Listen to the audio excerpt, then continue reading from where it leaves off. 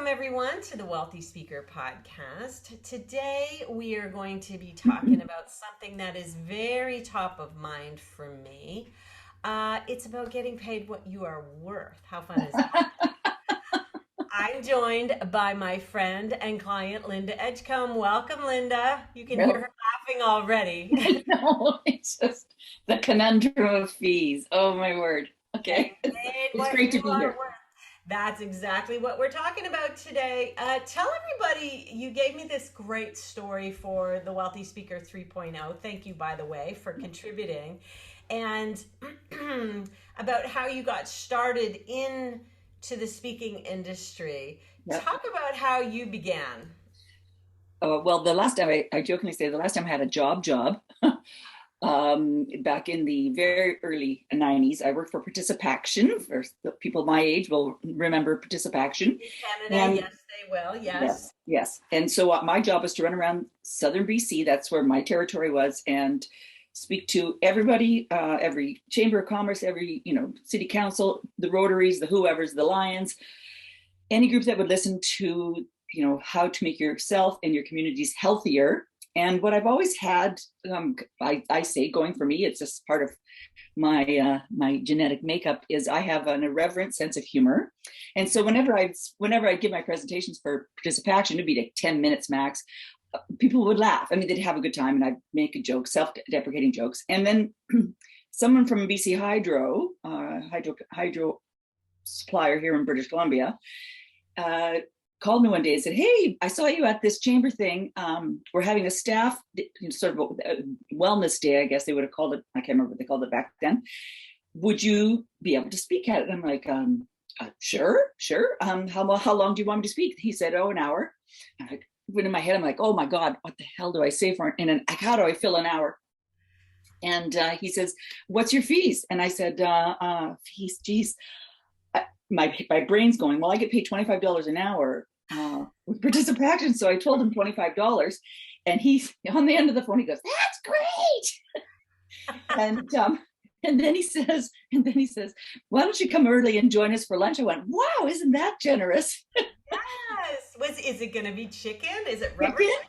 I Yeah, love. how many times can you eat chicken in 30 years? And then he says, then I thought, okay, I'm being savvy because it was in a city just north of me. I said, "Could you pay some gas money?" And Oh, he good one. says, "Absolutely." I think it was 25 cents a kilometer at the time, Yeah. which is like 10 cents, a dollar per gallon, anyways. And I thought, wow, I'm a negotiator. Anyway, I had no idea. A, there was such a thing as a Speaking. business, an industry, a profession, as speakers. I mean, I've been to some workshops and seen people do that, but anyway, I basically did what you're not supposed to do. Is I went, okay, what have I done in a workshop before that I could fill the time with? And went off and did this presentation, and they laughed, with me for the hour. And then BC Hydro called me back and said, that was fantastic. And they literally started booking me to go to every community they had an office in BC. And then they go, "Oh, we need more than an hour. We need a half day." And I almost like flipped out. Like, how do I fill? Anyways, I immediately went, because I chatted with a couple of people, from $25 to 500. And I thought, holy crap, that's a massive leap. And then when I did a full day for BC Hydro, this is all within the first year, I think I charged 1,000, and still no real clue. Yeah, progress. 25 to 500 to 1,000. Yeah. And what I want to kind of drive home about that, and this is how you were featured in the book, was that spinoff is king. Mhm. And you made a kind of a tactical decision early on in your business that you were going to derive two or three pieces of business Booking. from every piece of business. And so there is no better form of marketing than a great speech. And if you can be funny, which Linda has shown to be, she was always talking kind of about health and wellness and resilience and using humor in that regard. I think it's gold. I think people Oh, really it's gold. need to laugh, and they I, need I learned. to laugh more now than ever, don't you think? Yeah, I really, honestly, it's because my content has gotten a lot, actually a lot more, has gotten deeper. And more human, and not all that content is easy content. But when you can wrap that content with laughter, it resonates and sinks in better for your audiences. They retain it longer, and I mean, they walk out with feeling relieved because they've laughed. And you can go to dark, kind of dark places, because if you wrap it in some humor, it's not that you're going to stay down in the deep dark hole. no, You can be so human yourself, and I know that that's you sharing and being vulnerable, and that's part of your charm, Linda, is that you are so vulnerable from the you know what, platform. Jane, I was speaking at the CAPS BC chapter this past weekend, and I said a technique that Les Brown taught me 25, 27 years ago is when you tell a story or tell something that it brings people emotionally into like to play. We need to actually break it with some levity to give the audience a release, Yes. so they can get back to it. So that is a technique that I learned early. Wow. And I learned that the funnier I was, the more bookings I got. And this whole idea about I want 2 or 3 bookings out of every booking, I didn't even think that was law of attraction. I just thought that's my goal. I want to keep expanding, and literally, I hate to say it, but my marketing has been, well, easy 95% word of mouth. Yeah, easy. 95% word of mouth. By the way, Les Brown is who got me into the business over 30 years ago. So it was probably a little earlier in your time frame too that he entered into your equation. I like that. Kind of you can break up a difficult story with humor, and we don't keep people down in the hole for very long. You kind of pop them back up out of there. And I think that it just says something about you that you can go to these places with your audience. Now, let's talk a little bit. You talked about going from $25 to $500 to $1,000. Fast forward now, kind of, another 10 or 20 years later in your career. Talk about your range of fees. Did you have any kind of like concrete fees before we started working together? Because I know that there was a big change. No, I have. I would say that consistently, and this, when I say consistently, I mean this is the average, because my fees are anywhere from, I always say to clients, especially if they're in the Valley. I live in the Okanagan Valley. Yeah. If they're in the Valley, I say, my fee range is anywhere from a bottle of Shiraz to full fee. And I've gotten a bottle of Shiraz and I've gotten full fee many times, both sides of that equation in the Valley. I wouldn't have that range if I have to get on a plane and travel somewhere. But that's the joke. Yeah. The good thing about saying that, there's good and bad about it. And, you're teaching me well. The good thing is that even if I got full fee, they still give me a bottle of Shiraz. So yay! And just for all of you south of the border, know that the Okanagan Valley is where there are some beautiful wines being made in British Columbia, Canada. We're the Napa of Canada. But so on average, because yes, would I negotiate? Actually, my philosophy has always been I'm the one that's paying the mortgage here.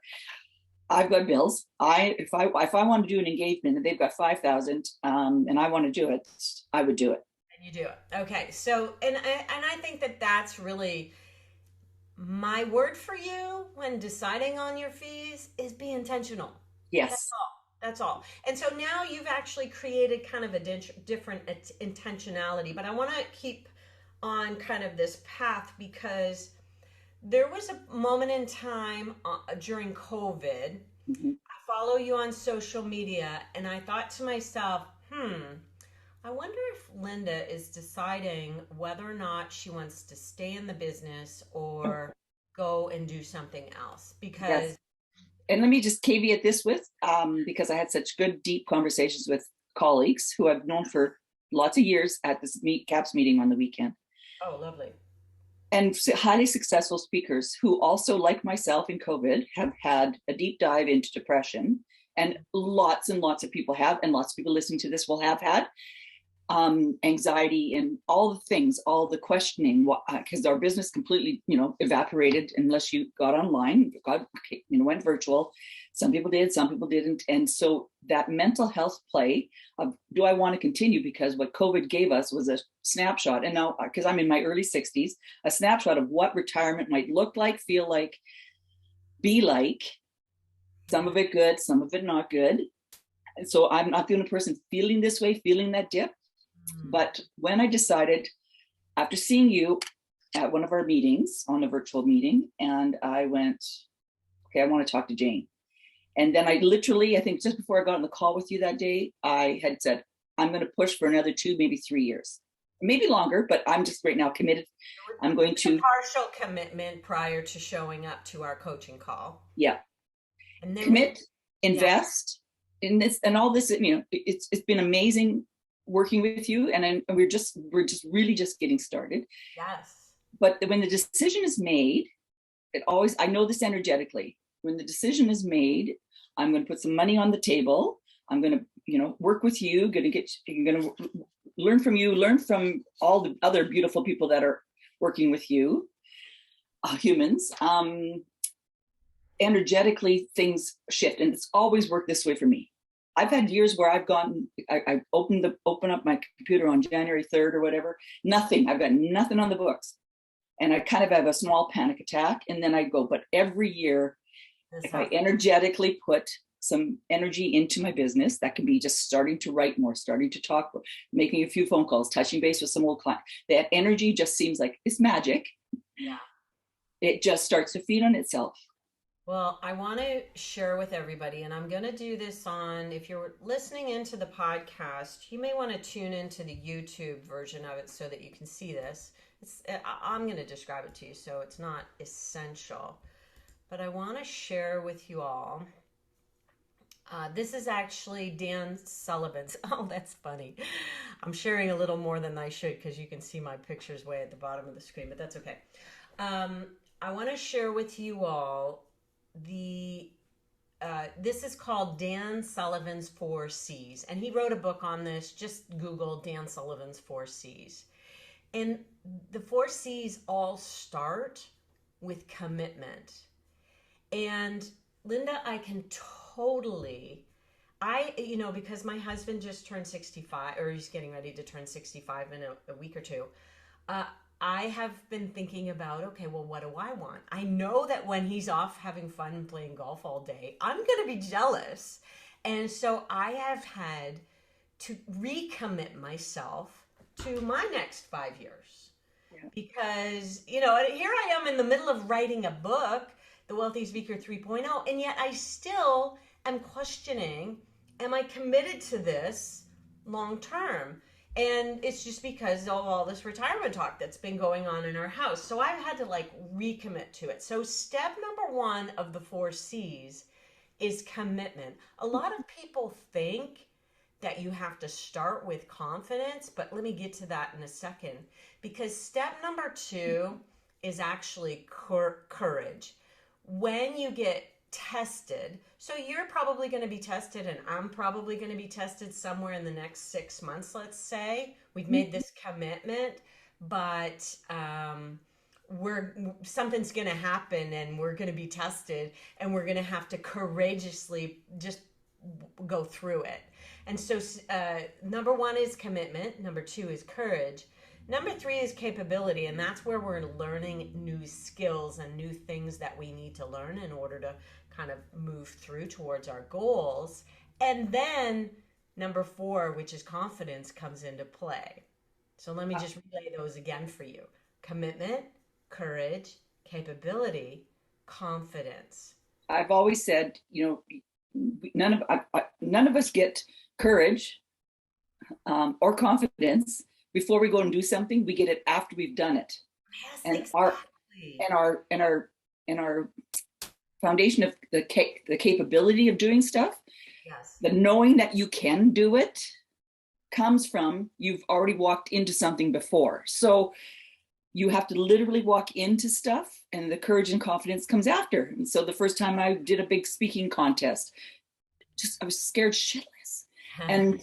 But you pull stuff together and you do it and you're like, wow, okay. And then I thought, can I do a TED? I could do a TED talk. I'm nervous of that too.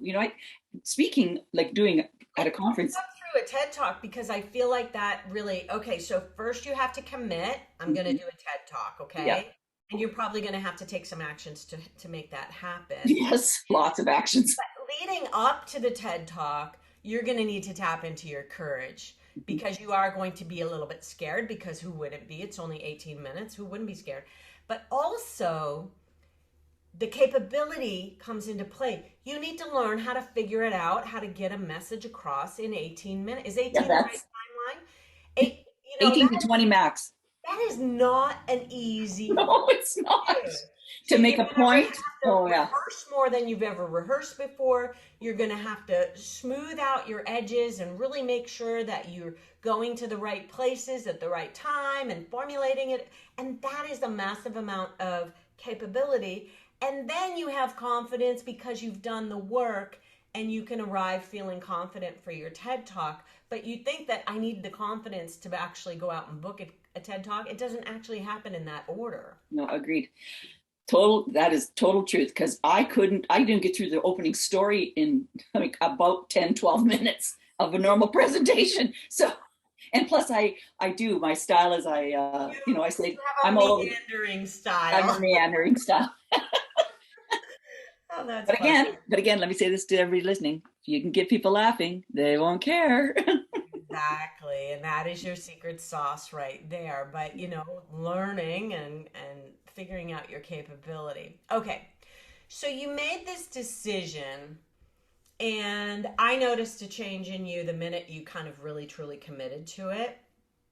And I think you also made a commitment at the same time to getting paid what you were worth. Yeah. And so let's talk about the was it who were the farmers that Oh, they were the they bite.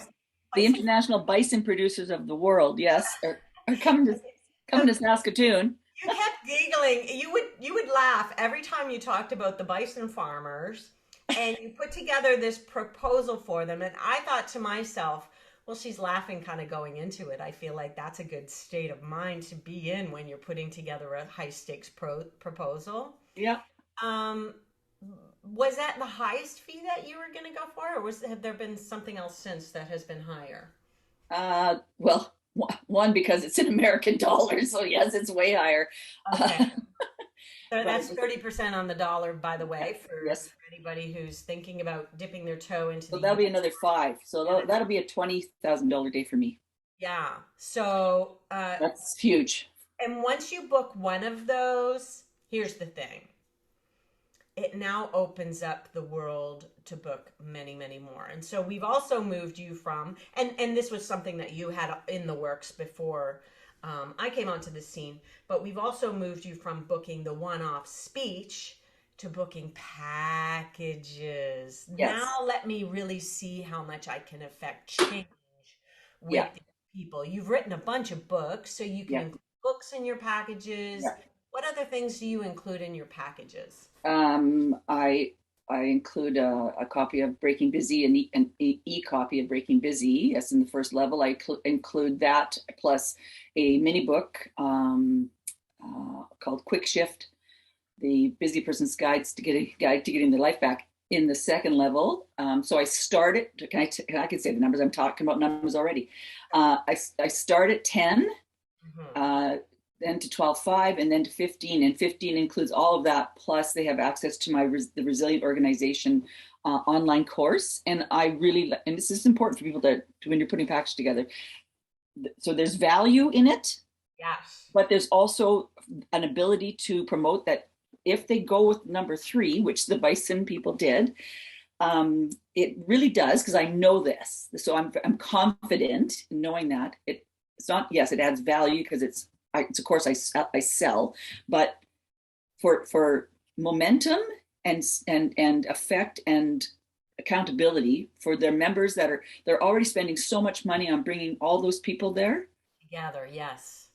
that I know they want their members walking away from that themselves being jazzed up with a different sort of mindset, because I've chatted with them. So I talk to that languaging that I've chatted with them before I've done the proposal. Yeah. So it complements that. I did not expect, because it's just, I did not expect them to go, oh no, we're going to go with number three. I literally, I'm looking at my computer like with my like big cow eyes. I'm like, holy crap. Really? Yeah, And just so and I love, and I want to kind of back to the thought model work. And by the way, the thought model that I work with is from Brooke Castillo, and the four C's that I just mentioned were from Dan Sullivan. And Brooke Castillo has used Dan Sullivan as well as her coach. So it's a small little world. We're talking kind of all these angles on mindset. But the thought model that we talk through has an F line, and the F line is all about feeling. And so let's say we walk you through the model doing this bison proposal, and you're doing the bison proposal with, I have a lot of value for them, is your thought. mhm. And the feeling that you have is just confidence, or kind of like almost like, you Well, know, I'm fine. let me just go for it. I'm Right. just going to go for it all in, like just this level of confidence. And you would laugh all the time when you were talking about the bison farmers. And I just thought, well, that's the perfect mentality to be approaching this with, Yep. because if it makes you giggle, then you're not afraid of it. Okay, You let's, weren't, you weren't I'm going afraid to for add them on, to say no. I'm going to add on one more thing. I got a request from a Canadian bureau, big one, on Friday, and he says to me, Linda, can you just, because I must have said some, I can't remember. I must have sent something to him a while back, or maybe a month ago. Can you really outline the three levels again for me? Because I really want to sell the top one. So You see, okay, so this is really, I'm going to talk to the Canadian listeners here for a second. You think you know that Canadians will not pay past a certain point, but please let me tell you, you don't know. And the reason why that bureau came to Linda saying, I'm going to sell this top package, is because they want to make the most commission humanly possible. And so they have clients at the 15,000 mark here in Canada. So, and I have another client, Kendall Netmaker, who is earning 15,000 Canadian all the time. And so I've talked on this on the podcast before, is don't assume that you know what the top end of the budget is going to be. I say that's a message for Canadians, but really it's a message for everybody, because you really need to go into these negotiations and into these proposal writings from a place of confidence. You're feeling, and if you're, it's all about, oh, I don't think they're going to, they're never going to have that much money, or I don't think they're going to be, we really have to be coming at all of the things that we do from a place of confidence that the right customers will find me and they will be able to pay me. so I'll give one more example. Please. Which I landed about a week ago. And they're a school district in Manitoba that she's like, but she really, really wants me. Okay, so I'm thinking Manitoba school district, not much money there, right? So that's That my own mindset taking over. she Continue. she she says to me, she goes, so here's what I'm going to do, because I really, really want to bring you out. Um, is I'm going to go find another organization that can partner with me, and they can either attend our event, or maybe she goes, would you be willing to do another one on the same day? And of course I will. Of course, I'm not going to leave that on the table. And I didn't even have to say to her, well, what about finding a sponsor or something like that? I didn't, yeah. So it's, If they want it badly enough, they will figure it out. Manitoba oh, is one of our smallest got, provinces, yeah. and they are not known for having a lot of money to throw around. There's no oil there, Yeah. and so go I was going to ahead. say What else? one more thing that's been working well for me. So, and I've been doing this all along, but I've done it at various fee rates.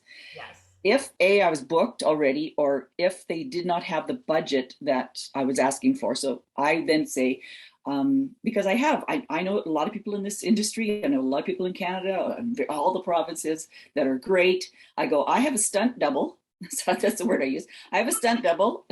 Normally she or he's skinnier than I am, but I have a stunt double whose fees are more aligned with you. And I know the quality of work they do. I know they're funny. I know they're engaging, all the things that they would have asked me for. Hmm. And then I make like, so I run my own sort of side agency. And I The take finder's fee. a finder's fee. I So I'm not love totally leaving. that. I'm not totally leaving money on the table. I love that. Okay, so let's just talk about when somebody approaches you and you think maybe that they don't have all the money. We can definitely try piggybacking. If you can do more than one engagement, maybe we can sort that out. We can definitely try having them find a sponsor. And I really love it when they leave you saying, I'm going to figure this out. They get so whooped up, so excited about working with you that they are going to go and find the money. Mhm. Um, but the alternative is okay, we know that they have, $3,000 and it's never going to work. Okay, no problem. Let me just think about who I might be able to send in. I love the term stunt double. That is so funny.